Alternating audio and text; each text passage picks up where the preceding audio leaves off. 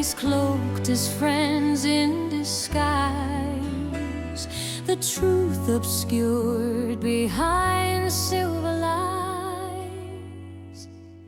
He's the ghost in the night, a phantom of fate, chasing justice in silence before it's too late. With a heart full of fire and a mind like a blade, he'll rewrite the story, no debts left unpaid.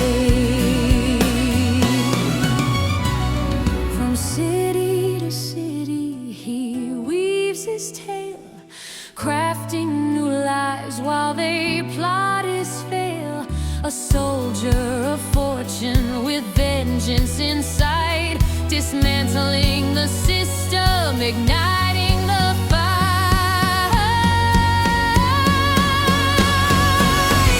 He's the ghost in the night, a phantom of fate, chasing justice in silence before it's too late. With a heart full of fire and a mind like a blade, he'll rewrite the story, no debts left unpaid. The world on the brink, where power corrupts, he'll don a new mask as the tension erupts. With secrets to spill and the truth in his hands, he'll stand against tyrants and shatter their plans.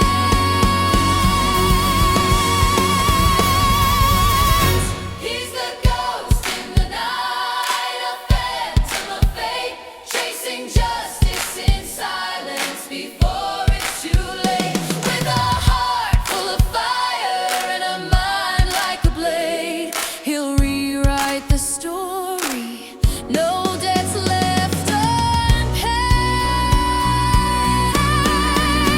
So remember the name, though it may be unknown, for in every shadow a reckoning's grown. He's the whisper of justice in a world full of lies, a hero among us in disguise.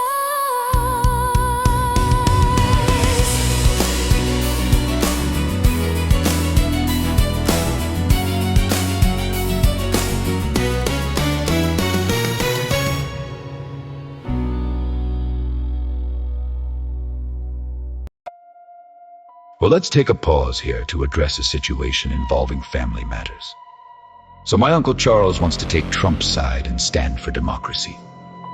Of course, that video was posted 3 days after they withheld the actual live recording from being aired while they edited the one they allowed us to see.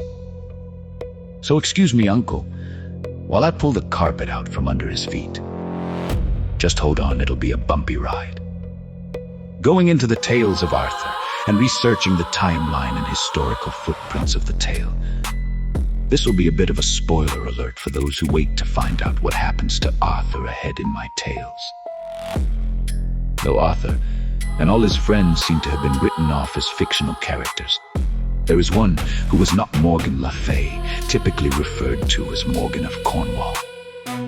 Now, why is this figure in Arthur's tales a historical figure, and Arthur and his knights fiction?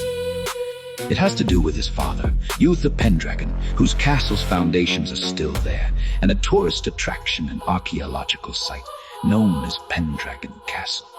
So going further into history, we find that Uther Pendragon was the son of the fallen Saxon conquerors who fell to the armies of William the Conqueror in 1134 in the Battle of Norman. After their loss, the Saxon chiefs fled into the countryside, leading the then young Uther Pendragon to the lands of the Britons. Uther conquered the Lord of Cornwall at the time who took his lands and his wife, whom he already had an affair with as she was pregnant with his child, Arthur. The rule of Arthur came from his father's conquest of the land, and therefore was under Saxon law that had a strict code of warfare that had to be honored. However, it was years after Uther Pendragon's death and Arthur's rise to the throne that he discovered that his mother had another child before him, a sister, Morgan Le Fay.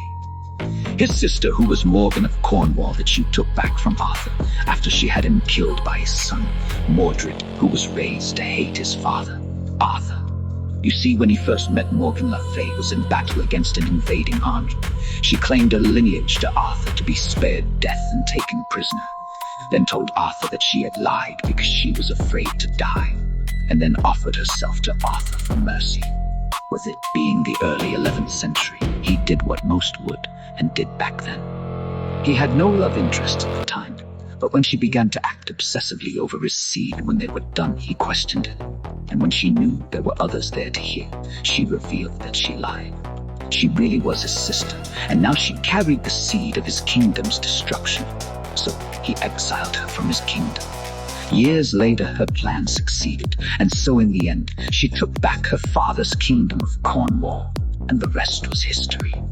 She demanded that the Saxons upheld their traditions, and Arthur's rule was found to have violated many of their sacred laws, and with her alliance to William the Conqueror and his control over the Saxons after his conquest over them, had Arthur's legacy replaced with a tale of fiction that history recorded it to be. Now, where does this upheave my uncle and have to do with him? Charles was officially the Duke of Cornwall. Morgan of Cornwall was never a descendant of the noble bloodline that came from Arthur's father, a chief of the Saxons. The Saxons founded Britain, and from their bloodline came the British noble lineage, which Morgan was not a part of. She was only a half-sister. And if she took back Cornwall in the name of her father, then Cornwall is not technically a part of the noble houses either. Sorry, Uncle, next time. Don't choose democracy over your own blood, no matter how estranged we may be. It's okay. I'm used to betrayal from family members. Besides, isn't everything you did there with Congress against the laws that govern your crown? But I will not abandon you completely. Just hold on and have faith while I shake this serpent from your tree here. Now, back to you, Mr. Chump. Your abuse of power truly knows no end, and now your actions have endangered the sovereignty of another nation. This is just more proof that, especially while you hold power and influence, that the US cannot and should not control NATO forces. So your actions in Iran are not excused, nor do you hold immunity from prosecution. Your fate being shared with that of Saddam Hussein is looking more and more probable. Have you told America about the citizen monitoring system you're putting into place even as I type, that you got from China as an answer to the problem of those who defy your law? A system that defies every right any American has, that would categorize us by words we use. Phrases you claim are things only insurrectionists say. That's why your administration is curbing certain words that you refuse to say, because your system is monitoring and creating a banned list. That list will segregate society like it does in China, allowing only people on the approved list to access things they need, and leaving those on the banned list to be denied access to certain sections of the city, basically starving the people you don't want, and letting only those you decide shall live to live. It's the most un-American thing I think I've heard you try to do to make America great again. You are not an American. It's obvious you understand nothing about what it means to be American. It has nothing to do with where you're born. I don't care what the internet says, it lies. It even told me so itself. Being American has to do with what I'm doing here now, with what I've always done here, which is to stand against assholes like you. For the sake of the rights we have in this country as Americans, the freedom to reach for our dreams and become what we think we can be without assholes like you, standing in our way and using the system to stop us from reaching that dream. It means the freedom to tell someone what we think of them without that same fear of committing acts of violence and retribution for our opinions. It means the freedom to believe what we want to believe in without fear of being persecuted for those beliefs and outcasted by society, as long as our beliefs don't harm anyone.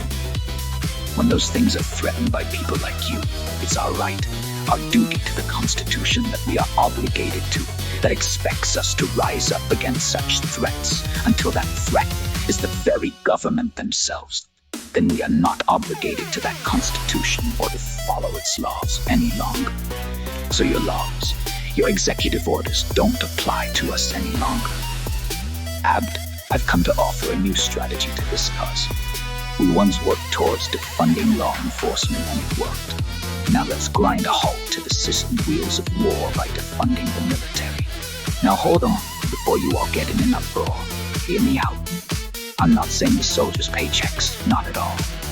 What I mean is the W-2 taxes that the government pays themselves out of each check and divert the funds back to the people without touching what the soldiers are doing. Technically, it's a wrongful claim anyways. I mean, how does the government figure that they should get paid for paying their soldiers?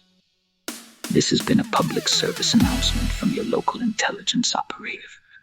For the people, by the people, defending the people.